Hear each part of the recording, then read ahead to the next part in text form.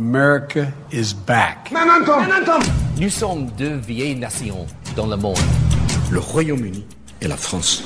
لن يتحقق لكم سلام بالعدوان وإن هذه الدماء بالروح بالدم تكون لعنة عليكم. نفديك يا أقصى. إن المعركة ليست معركة فرد وليست معركة جيش وإنما هي معركة شعب ومعركة أمة بأسرها.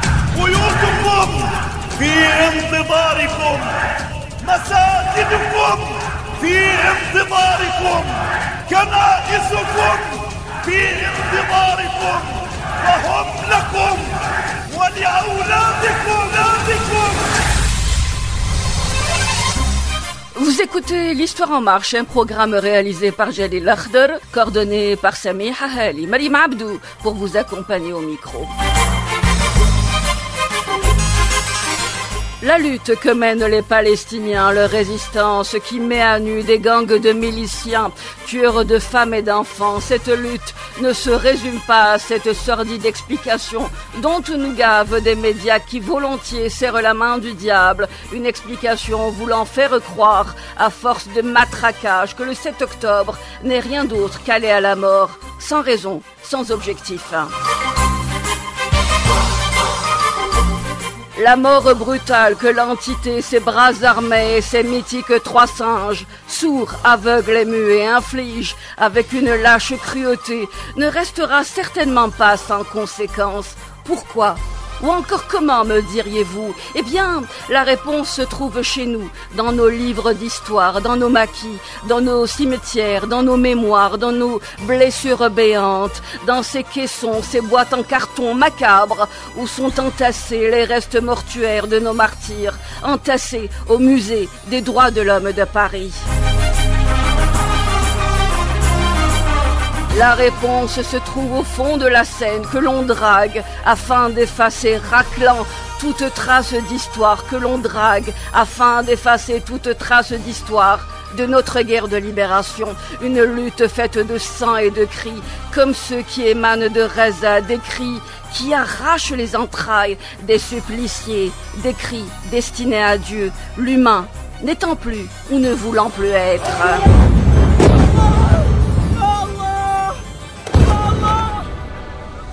Des suppliciés qui évoquent pour se donner la force de continuer et le courage de se relever, qui évoquent le 1,5 million de chouhada, leur patience, leur silencieuse douleur, leur humanité fouettée, visitée dans des moments d'intime dignité.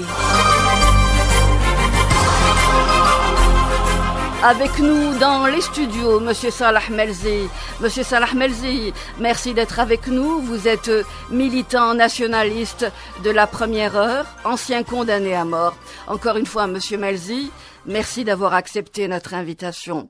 Monsieur Melzi, vous apparteniez à un commando dit commando de la mort. Alors, que pouvez-vous nous dire à ce sujet, Monsieur Melzi?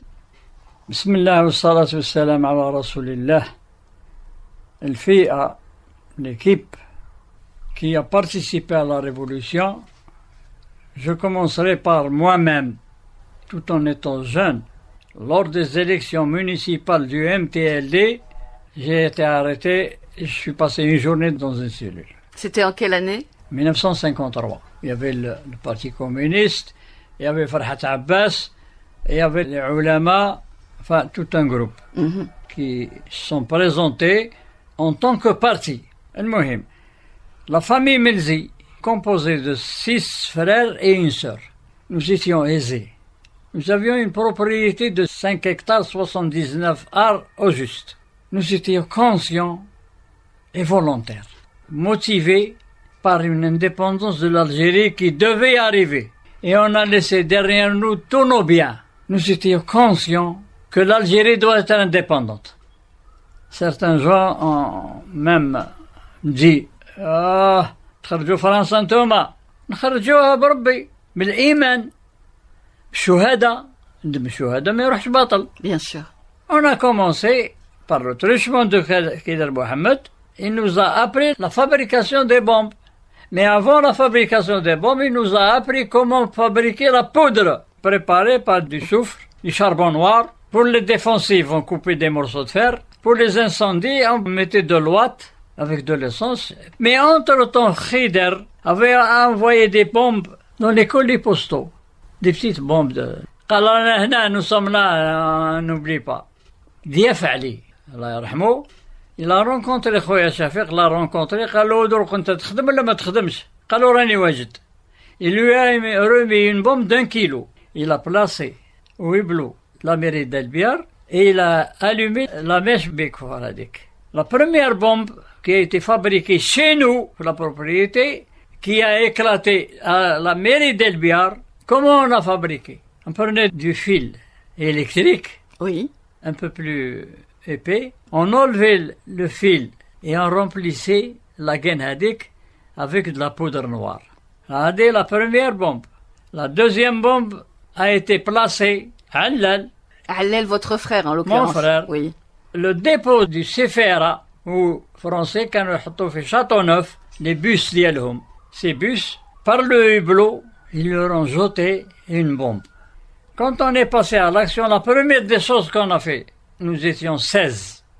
On a eu la mission de coupure des poteaux télégraphiques. La première des choses qui était reliée au service français. La coupure des poteaux télégraphiques, ils étaient remplacés. On faisait ça la nuit. Le lendemain matin, ils étaient tout neufs placés. Il y avait un très grand tas de poteaux tout neufs aux 4 chemins de Ben Aknoun. Moi, Brik Amar et Chadouli Issa. On a pris des bidons d'essence et nous sommes montés à la placette. Nous avons foutu le feu sur tous les poteaux. Il y avait près de 200 poteaux. Et on a continué à travailler. Vous avez travaillé comme ça pendant combien de temps? Notre groupe a travaillé de 55, janvier 55 à 56, jusqu'à l'heure de notre arrestation, qui a été due à la bombe de la mairie d'El-Biar. Ils ont commencé par arrêter Shafiq, ensuite Mohamed. J'étais à Belcourt, dans un magasin de Khouali. On a été arrêtés. Et ensuite, il y a eu la suite. Ils ont arrêté Brik Amar, ils ont arrêté Melouh Louennas, ils ont arrêté l'Aroussi Abdelkader. Les principaux, on va dire, composants du bataillon de la mort. Oui, c'est les premiers. Il n'y avait pas d'autres. Entre El-Biar, Oui. le Grand Alger et la Kasbah et Belcourt.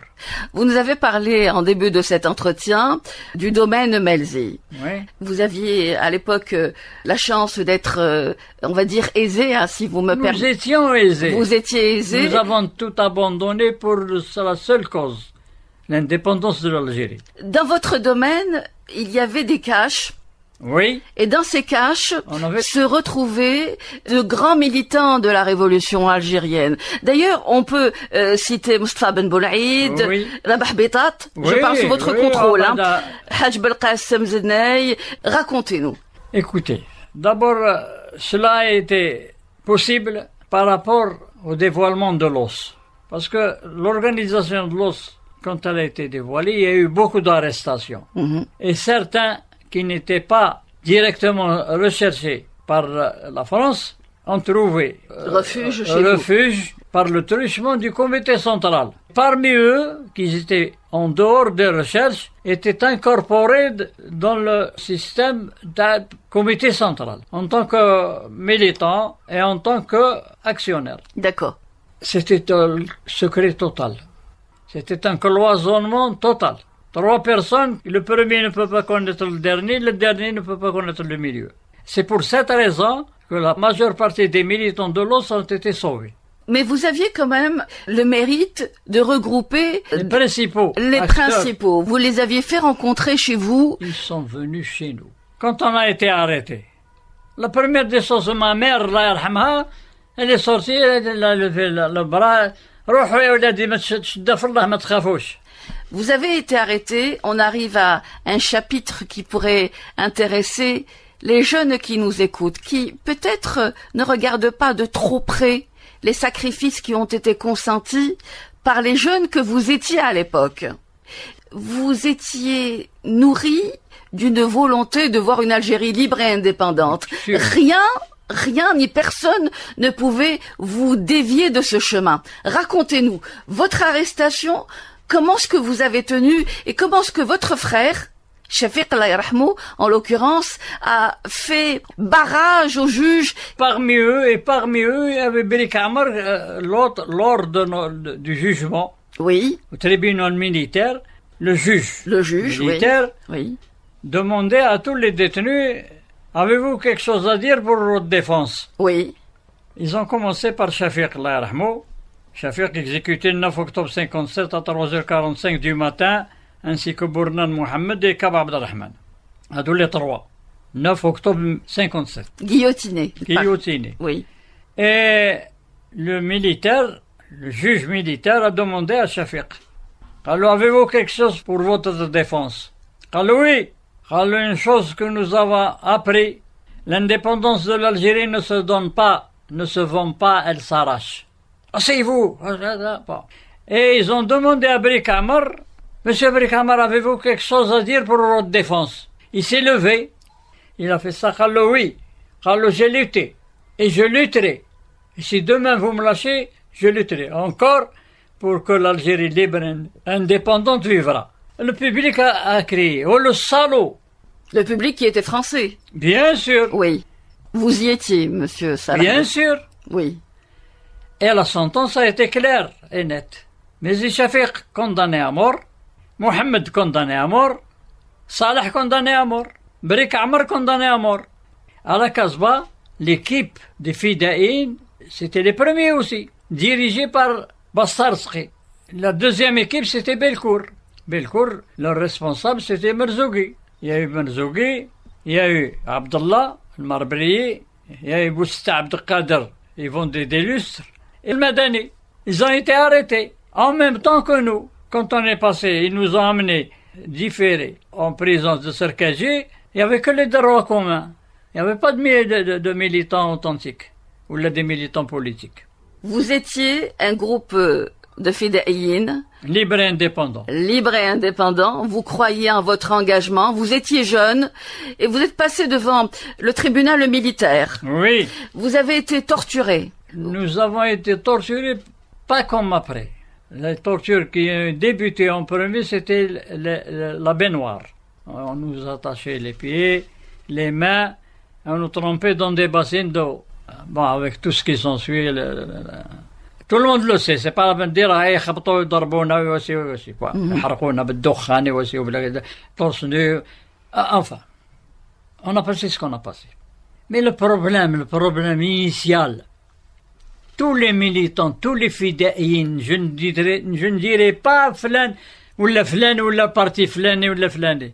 Nous avons toujours cherché à être sincères vis-à-vis de notre pays, aussi bien pour le pauvre que pour le riche. Oui. L'Algérie appartenait à tout le monde, oui. À tout le monde, sans exception.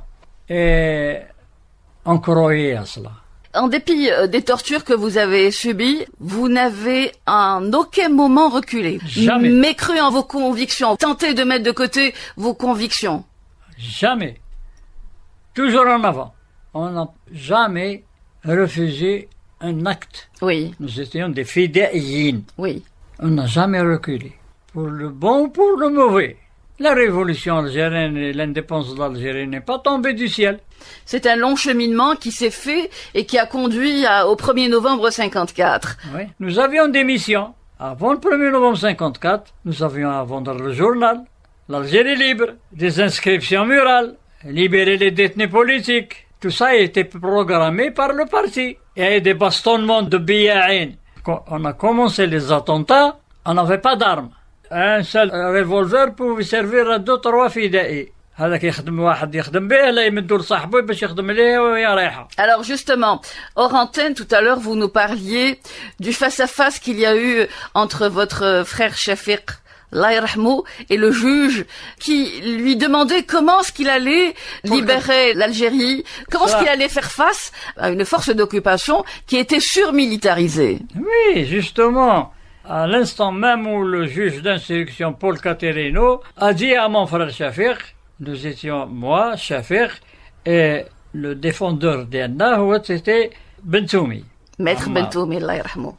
Allah yarhamou. قال له, Monsieur Messi, vous êtes contre la France. قال له, non, nous ne sommes pas contre la France. Nous étions contre le colonialisme français. Prevenez, il y a une personnalité française qui est venue en Algérie. Pouvez-vous nous dire, monsieur le juge, comment et par qui elle a été reçue? On était présents sur place. Oui. Il n'a pas osé répondre, le juge. Mon frère Shafiq lui a répondu, moi je vais vous le dire, c'était Guy Mollet. Pouvez-vous me dire, monsieur le juge, comment elle a été reçue et par qui elle a été reçue? Il n'a pas répondu. Alors moi je vais vous le dire. Elle a été reçue par une poignée de colons et à coups de tomates. C'est ce que nous appelons le colonialisme français. C'est là que la réponse du juge d'instruction, que les Arabes aussi c'est des Colonisateurs. Ils ont occupé l'Espagne pendant 7 siècles. Mon frère a réagi, alors monsieur le juge, vous êtes trompé. Ils sont arrivés jusqu'à Poitiers. Et c'est là qu'il y a eu l'enchaînement des paroles de le juge d'instruction a dit comment vous allez combattre une armée française avec ses tanks, ses chars, son aviation. Et vous étiez présent, hein, monsieur Salah Messi. Ce que je suis en train de dire, je suis responsable de ce que je dis devant les gens et devant Dieu.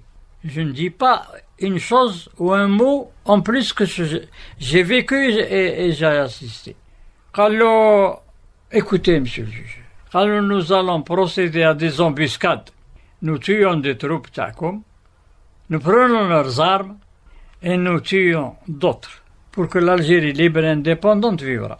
Et le juge d'instruction a répondu à Shafiq, j'espère que vous aurez le même courage et le même sourire lors de votre montée sur l'échafaud. Vous avez été emmené à Serkedji, vous, votre frère, Allah yarhamou. Vous étiez 3 frères dans la cellule. La salle, oui, nous étions 3. Salle 11. La salle 11. 3 frères, Melzi, dans la même cellule à Serkedji. Un matin, c'est comme ça que ça se passait. 3h45 du matin. 3h45 du matin, c'était un 9 octobre 1957. Le nom Melzi retentit dans les couloirs et vous saviez que l'un des frères allait être exécuté. Pour quelle raison? Parce que ils n'ont pas cité d'un nom propre. Oui. Maqalouch Salah. En 57, nous étions à peu près 99 condamnés à mort et diffusés dans toutes les cellules, pas plus de 2 et 3 personnes, des fois 1. Il y a eu la seule cellule où il y avait 4 personnes, c'était la bombe du stade municipal. C'était Saïd Touati, Hamida, Rahal Boualam, qui était jeune, très jeune même. Rahal Boualam, qui a été exécuté alors qu'il était mineur, le premier mineur à avoir été exécuté. Exactement. Oui. Les 2 premiers qui ont été exécutés, c'est Zahana, on dit Zabana. Zabana. Mais c'est Zahana et Qadir Farraj. Enfin, ils ont été exécutés les 2 en même temps. Comme les 4 déposeurs de la bombe ont été exécutés en même temps, l'un derrière l'autre. Nous étions dans la cellule, moi-même, Bournan Mohamed et Shafiq, dans la même cellule. Quand ils sont venus pour retirer les 2 exécutés, ils n'ont pas cité de nom propre. Ils ont dit, en arrivant devant votre cellule... Melzi Bournan. Melzi Bournan. Bournan s'est levé. Oui. Ça, c'est je le vois, un chauffé. Il s'est levé, il a levé les bras, il a dit, il avait 22 ans, Fermaro. Bournan. Bournan. Oui. Il avait une fille qu'il ne connaissait pas. Fatiha. Et Shafiq est sorti le premier. Seulement, il y a une chose qu'on ne doit pas oublier, et que la jeunesse ne doit pas oublier. Celui qui est pris pour être exécuté, est-ce qu'il avait des parents? Est-ce qu'il avait une femme? Est-ce qu'il avait des enfants? Est-ce qu'il ne manquait de rien du tout? Tout ce qui lui manquait, c'est l'indépendance de l'Algérie. Et en criant haut et fort, Allahu Akbar, Allahu Akbar, Allahu Akbar, il n'a pas demandé à son bien ni à rien du tout. Il n'a pensé qu'à l'indépendance. Ce sont les hommes sincères et uniques en Algérie qui ont demandé ça. C'est les condamnés à mort. Bournan, il s'est levé avec les bras. Ça veut dire, c'est pour moi. Shafiq est sorti le premier. Bournan le deuxième, et moi j'ai suivi, puisqu'il n'avait pas demandé le nom exact. Salah ou la Shafiq. Ils ont frappé la porte, ils m'ont bouclé, et figurez-vous, je m'excuse du terme, j'ai pas pleuré. جبت الأذان نتاع الفجر. je me rappelle هذيك الصبحة راني نشوف فيها je la vois comme ça. Il y en a qui sont devenus fous. Ils sont devenus fous, كاينين. On n'a jamais dormi la nuit. Vous attendiez tous les jours votre tour. On fait notre sieste ou là on dort la journée. Pourquoi il n'y a pas d'exécution la journée? Mais la nuit, nous avions dans toutes les cellules un système, des robinets. Oui. Ces robinets, quand on ouvrait petit à petit, on faisait des bruits dans toutes les cellules. Oui. Ceux qui étaient en train de faire la prière ou qui n'étaient pas endormis, ils se réveillaient. Parce que tout ce qui se passe dans les condamnés à mort, ce sont al-Fajr. Nous ne parlons pas des gens qui ont été extraits de leurs cellules et emmenés, on les a plus revus. Ça, c'est autre chose. La main rouge déjà existait. La main rouge, oui. Je suis resté seul dans la cellule. C'est là que j'ai appris que Shafiq a répondu à sa dernière seconde, d'après le souhait du juge d'instruction, qu'il aurait le même sourire et le même courage. Et il l'a fait. Il a eu le même sourire. Le même sourire, enfin, même sourire. C'est pas le mot exact. Et il a répondu au juge, il a répondu au commissaire du gouvernement, lui demandant, avez-vous quelque chose à dire pour la dernière seconde? Il a dit, moi je sais comment je vais mourir, mais vous ne savez pas comment vous allez mourir. Il a été exécuté. Vous savez quand... Vous savez comment l'exécution se fait. Il y a peut-être, je dis bien peut-être, il y a eu des dires que certains, le couperet n'a pas complètement enlevé la peau. Au nom du peuple français, et en application d'une décision de justice à l'encontre des accusés Ahmed Zabana et Abdelkader Faraj, par guillotine, décidons que tous les recours légaux ont été épuisés ce jour, 19 juin 1956 à 4 heures du matin. Nous ordonnons l'exécution des deux peines. قل لن يصيبنا إلا ما كتب الله لنا قل لن يصيبنا إلا ما كتب الله لنا الله أكبر الله أكبر تحيا الجزائر تحيا الجزائر تحيا الجزائر تحيا الجزائر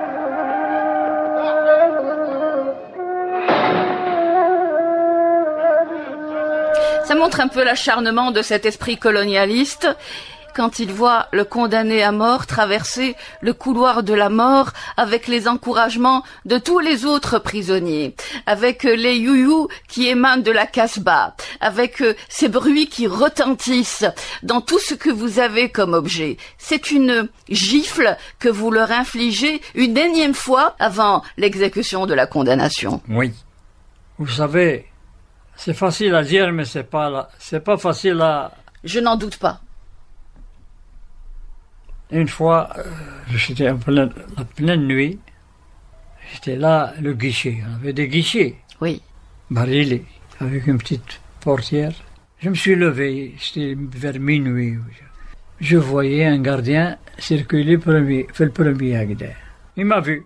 Ah, va te coucher, je te jure, Wallah ma kan walou, il n'y a rien du tout. J'étais pas encore libre, j'étais encore dans la cellule. Après, quand on a eu un transfert, ils m'ont pris de la cellule, ils m'ont envoyé à Al-Harrach, pendant 6 mois à Al-Harrach. Mais à Al-Harrach, j'ai pleuré. J'ai pleuré parce que, jusqu'à présent, je peux pleurer. Mais jamais eu de larmes aussi chaudes qui m'ont brûlé la figure. En rappelant et en sacrifiant tout et en reconstituant de ce que nous avons passé dans les condamnés à mort. محنة كبيرة. شوفي واحد الشاب صغير 18 سنة ولا 17 سنة le retirer de la cellule comme on retire un poulet ou la pour égorger. Vous parlez du jeune Rahel. Rahel يا زقا مسكين يا إما.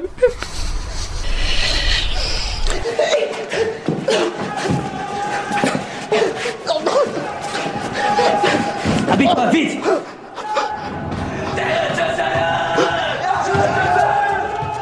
Écoutez, c'est pas facile. Les adultes, ils étaient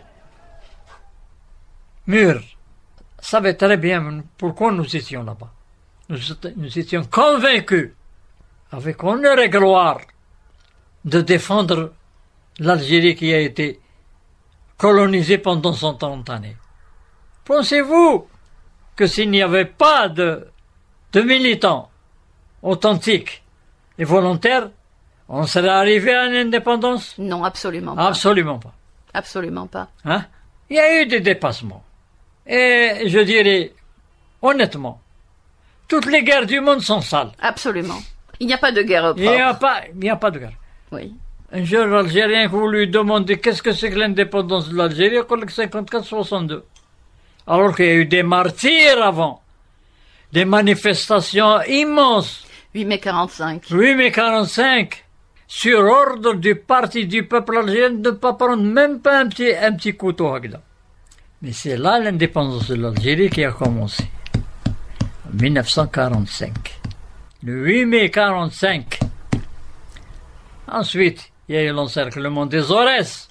Pourquoi? Parce que la France a eu vent, après le hold-up de la Poste d'Oran, que l'argent qui a été pris a été envoyé en Libye. Et les Libyens ont retourné cet argent en armes. Ces armes ont été posées chez Ben Boulaïd. Ben Boulaïd, oui. Il les a cachées. Et c'est après le 1er novembre 1954 qu'il a retiré ses armes pour les distribuer. Mais ils n'étaient pas nombreux. Un dernier mot peut-être, Monsieur Melzi. Le temps qui nous est imparti arrive à son terme.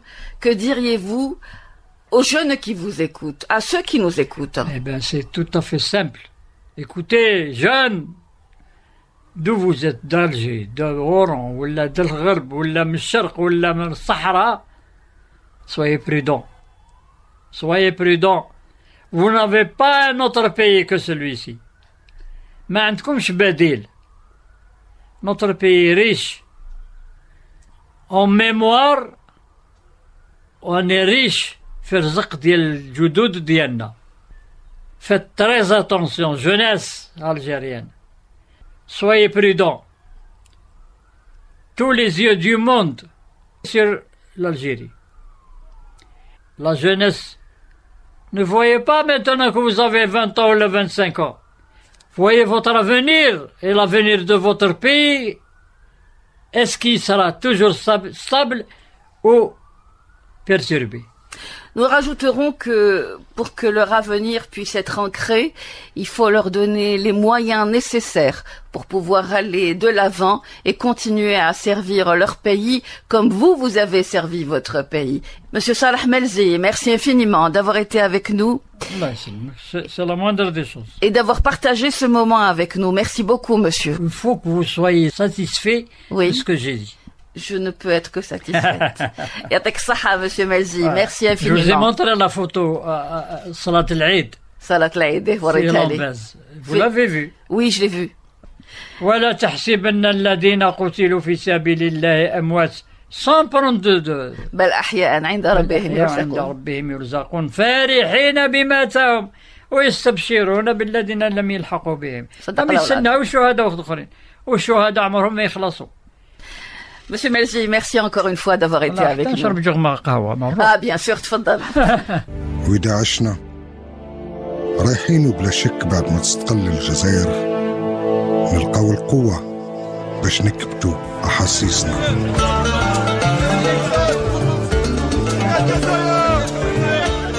Dans une récente interview, Niels Anderson, militant de la cause algérienne, mettait l'accent sur l'unité du peuple algérien sans laquelle le colonialisme n'aurait pu être vaincu. Niels Anderson que nous recevons aujourd'hui. Monsieur Niels Anderson, merci d'être avec nous et d'accepter notre invitation. Éditeur, militant suisse FLN durant la guerre de libération, vous êtes également l'auteur des phrases suivantes. Le colonialisme est indéfendable. Il fallait le combattre et soutenir ceux qui ont lutté pour leur indépendance. La cause algérienne était trop importante pour moi. Monsieur Anderson, pouvez-vous nous parler de cet engagement, de votre engagement? Écoutez, cet c'était le moment des luttes de libération nationale et en particulier de la lutte menée par le FLN, Front de libération nationale, pour l'indépendance de l'Algérie. C'était la question d'avoir une position anticolonialiste conséquente dans une Europe où l'anticolonialisme était très minoritaire. Donc les porteurs de valises ont été une action de solidarité, de soutien et de fraternité avec les Algériens et les militants algériens, mais dans une situation très minoritaire. Très minoritaire, c'est-à-dire que la grande majorité de la population française, naturellement pour elle, la question coloniale même était ignorée dans sa réalité et sa brutalité. Donc l'essentiel de la population ou soutenait le colonialisme ou était indifférente. Donc le problème des porteurs de valises, c'est une lutte d'une minorité agissante. Il fallait transporter les dirigeants, transporter des évadés, transporter des blessés ou pour passer la frontière ou pour aller à des réunions. Il fallait organiser des réunions. Enfin, il y avait toute une infrastructure qui était organisée par les réseaux de soutien. Le réseau Janson, qui était le principal réseau initial de solidarité avec les Algériens, oui, et qui a organisé donc des militants à entrer dans la clandestinité. Ce sont des réseaux qui aidaient également à financer la guerre d'indépendance, à aider à des évasions de prison. De quelle manière était, dans ces conditions, votre contribution? Quel rôle aviez-vous joué? Il y avait déjà une chose importante, c'est que souvent les Algériens étaient arrêtés au faciès, donc bien sûr un Européen avait moins de chances d'être arrêté à ce moment-là. En ceci, c'était une aide extrêmement concrète et précieuse. Les réseaux de soutien n'ont pas eu à apporter une aide financière au Front de libération nationale, oui, pour une raison évidente, c'est que la Fédération de France elle-même, par son organisation, sa discipline, les cotisations, pouvait parfaitement subvenir sur la question financière. Donc cet argent, il fallait le transporter, le sortir pour le mettre dans des banques, enfin le mettre à la disposition du FLN. Et donc,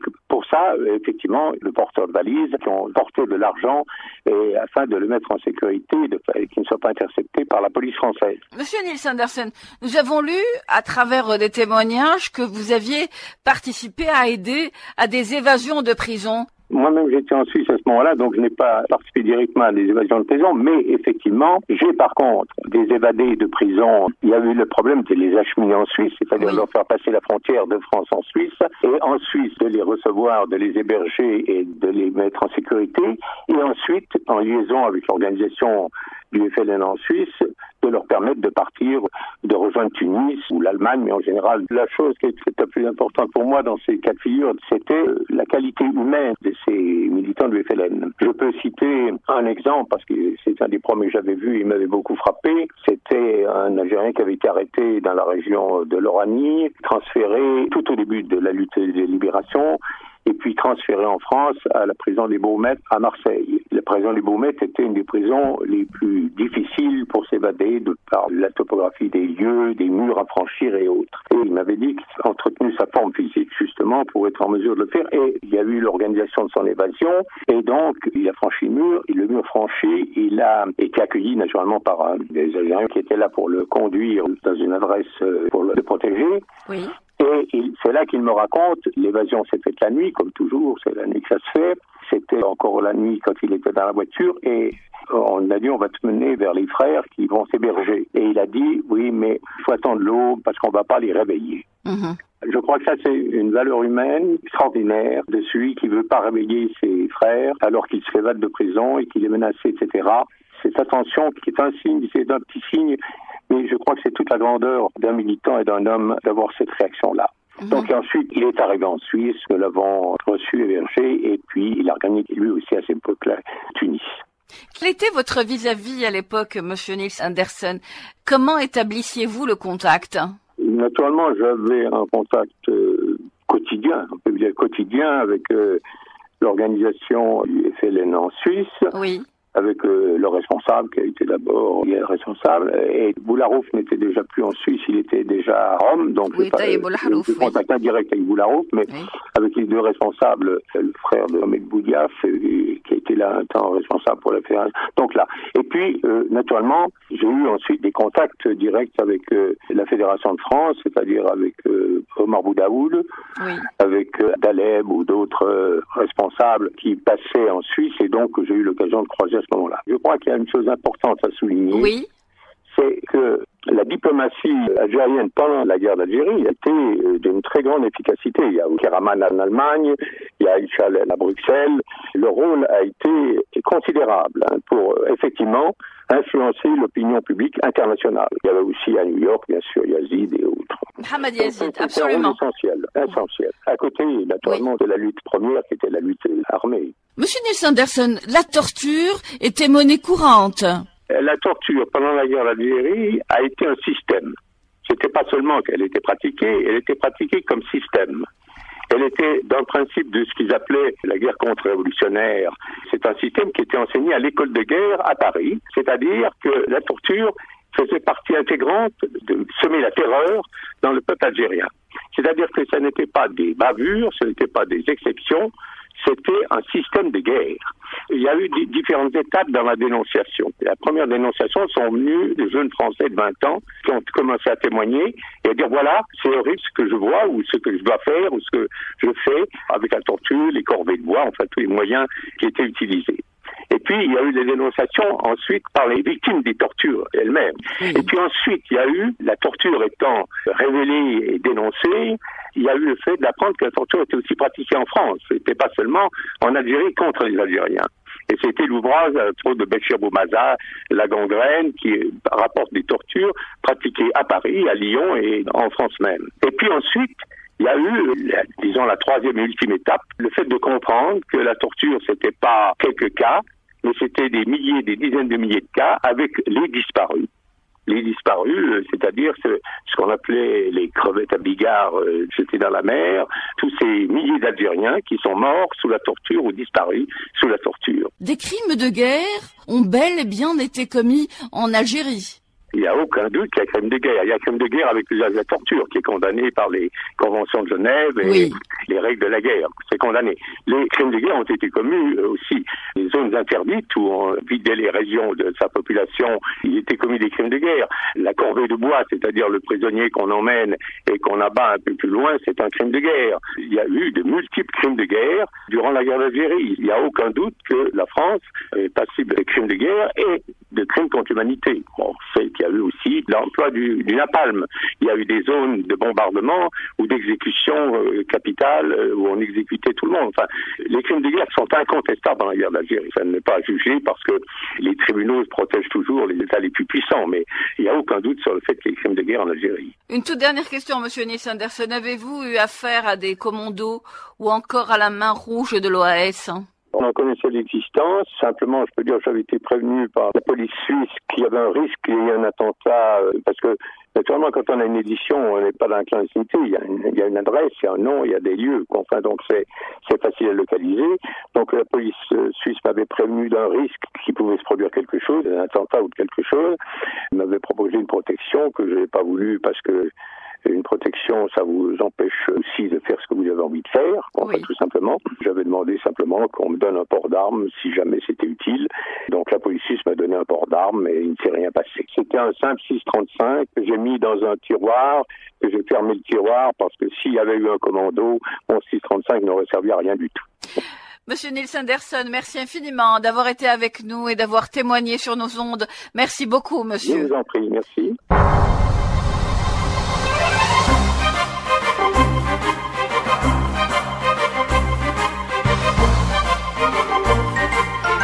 Intervenant lors d'une conférence placée sous le thème « La contribution de l'Algérie à la décolonisation de l'Afrique », l'ancien président du Mozambique a affirmé que la date du 1er novembre 1954 est chargée de symbolisme non seulement pour l'Algérie, mais aussi pour l'Afrique.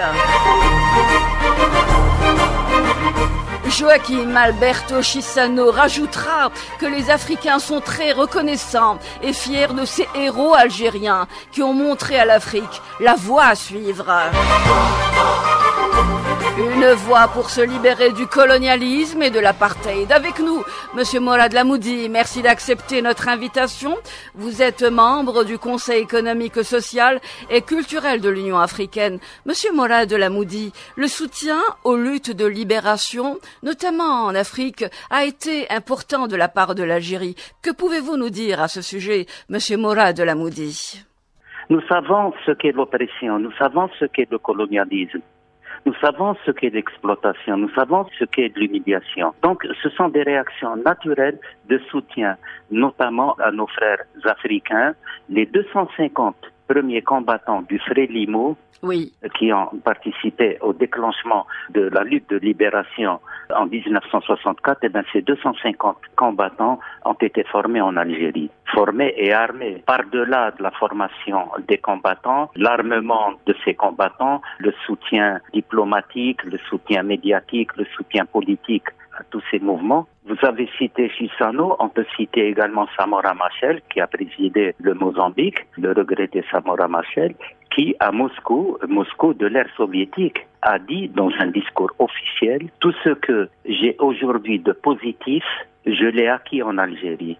Et puisque vous avez cité Chissano, j'ai le privilège de compter parmi ses amis. Chissano me racontait les chants qu'ils avaient composés dans les maquis mozambicains à la gloire du peuple algérien et de son soutien à la révolution mozambicaine. Viva, viva, Frelimo, guia do povo moçambicano, povo herói que carne em punho, o colonialismo derrubou. Monsieur Lamoudi, Nelson Mandela a choisi en 1990 et pour son premier voyage l'Algérie. Alger, il a effectivement déclaré « L'Algérie a fait de moi un homme, tout grand qu'il était, par son combat pour la liberté et les causes justes. Il a tout de même dit cela. L'Algérie a fait de moi un homme. » Absolument. Écoutez, en 1963, mai 1963, à la création de l'OUA, l'Organisation de l'Unité africaine, des débats étaient engagés pour la création d'une banque de développement. Et le chef de la mission algérienne a demandé la parole, il exige d'avoir la parole, et pour leur dire s'il y a une banque à créer, c'est la banque du sang, pour libérer nos frères africains. Et c'est à partir de là qu'a été créé le comité de libération de l'Afrique, qui a joué un rôle éminemment important. Ce comité, le siège était à Dar es Salaam en Tanzanie. Le choix du siège n'était pas fortuit. La Tanzanie était proche des théâtres d'opération, disons, du peuple frère qui était encore en lutte. Et la Tanzanie, il y avait ce grand homme, Julius Nyerere, le Mualimo, qui justement s'est porté volontaire pour abriter ce comité. J'ai cité tout à l'heure Nelson Mandela, Madiba, qui a dit « C'est l'Algérie qui a fait de moi un homme. » Oui. C'est énorme. C'est vraiment un hommage extraordinaire. Women like Ferhat Abbas, Ben Mhidi, Belkacem Krim, Boumediene. I do not know whether you are aware that I was the first South African to be given military training in Algeria. I went back home feeling that I was a man. Siégeant au comité des 9 à Dar es Salaam, l'Algérie avait effectué à cet égard divers envois, notamment d'armes, pour certains pays qui luttaient pour leur libération. Absolument. Écoutez, l'Algérie, sincèrement, était à l'avant-garde. L'Algérie était leader dans le soutien au mouvement de libération. Pas seulement en Afrique. Les armements étaient fournis. Nous avions, je crois, un seul bateau marchand, l'Ibn Khaldoun. Il a servi au transport des armes, comme d'autres bateaux de commerce qui ont servi aux armes. À ce moment-là, l'Algérie avait ouvert une ambassade au Congo-Brazzaville, le Congo de Fulbert-Loulou. Personne ne comprenait le choix de l'Algérie. Mais c'était simplement pour être à proximité de l'Angola, pour mieux aider nos frères angolais. Ce comité de libération de l'Afrique, constitué de 11 pays, les deux seuls pays arabes qui figuraient, c'est la République arabe unie dans l'Égypte actuellement, de Nasser, et l'Algérie. Le premier mouvement de libération accueilli à Alger est l'ANC de Nelson Mandela, à qui le gouvernement algérien attribue dès 1963 un bureau en plein centre-ville. Comment vivez-vous ici? Avec quel argent? Avec quels moyens? Eh bien, c'est grâce à le soutien du gouvernement algérien. C'est lui qui vous donne de l'argent, qui vous donne les moyens de vivre, qui vous loge? Qui nous loge, donne tout ce que dont nous avons besoin, y compris les billets de voyage. Monsieur Lamoudi, en 1964, la charte d'Alger rappelle que le recours à la lutte armée peut s'avérer décisif pour l'accession à la souveraineté nationale, pour tout mouvement révolutionnaire.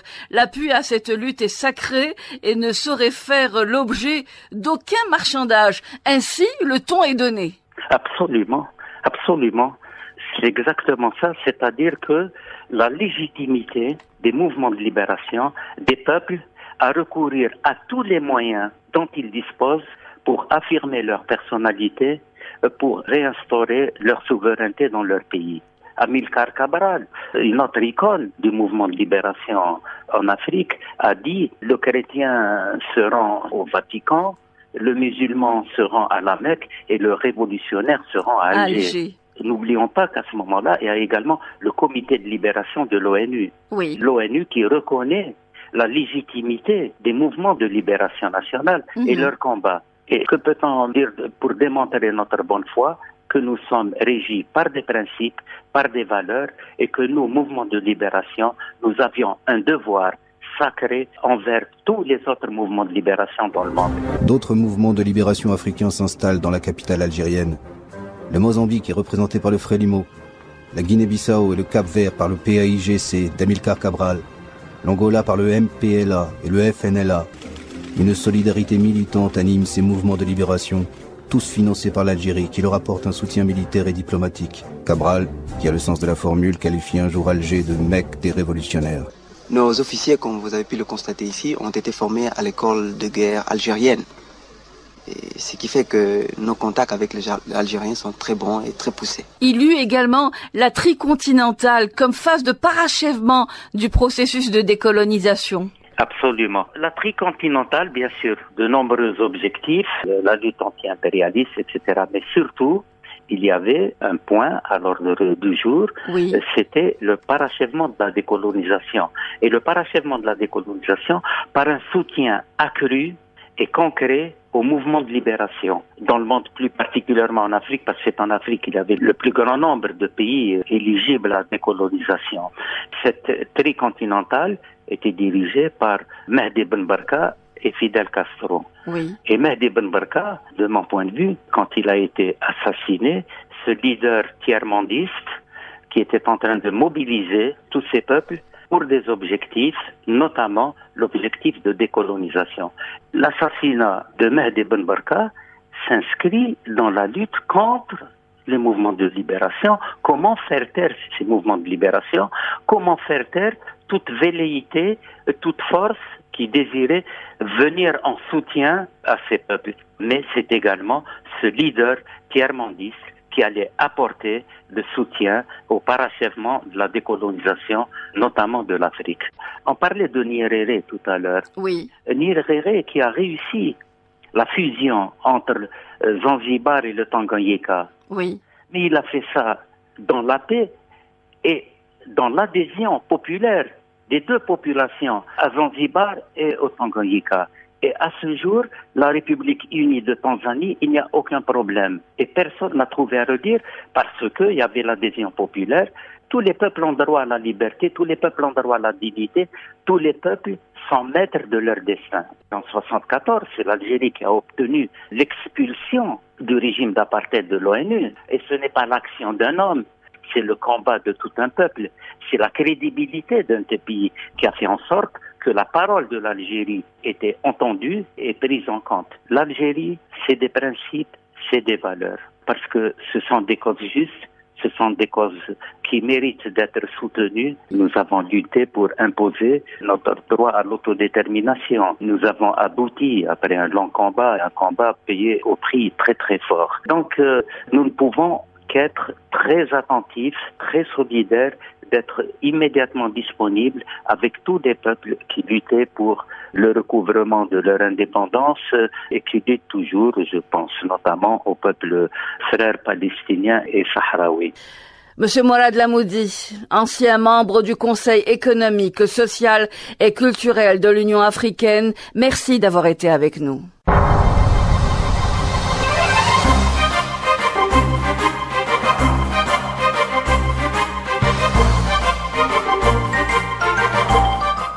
émission consacrée au 1er novembre 1954 arrive à son terme. Le programme a été réalisé par Jalil Akhdar, coordonné par Sami Hahel et Mariam Abdou vous a accompagné au micro. Merci de votre fidélité. J'aurai le plaisir de vous retrouver jeudi prochain à partir de 17h, Inch'Allah.